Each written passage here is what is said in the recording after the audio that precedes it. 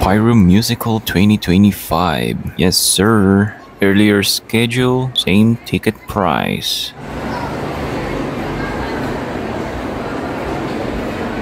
Gold ticket holder tayo ulit. Mas maaga tayo ngayon. Compare mo last year, mga May na nagsimula ang event na ito.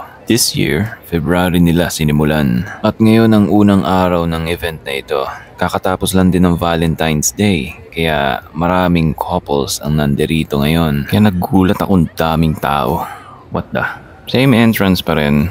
Maraming changes ngayon. Like nawala yung nakakairitang countdown before mag-start yung fireworks display ng performer. Nawala yung nagtatambulan after ng event, pero dito ako nadismaya. Naglagay sila ngayon ng malaking stage na puro tubo for a bunch of lighting effects. Ang malupit dyan kasi, inilagay nila doon sa mismong gitna ng event. Doon mismo nila hinarang sa mismong gitna. Kung saan doon mismo yung sentro ng fireworks display. Kaya tuloy ang pangit ngayon ng view ko as a gold ticket holder. Sakit pa sa mata nitong lighting effects nila during intermission.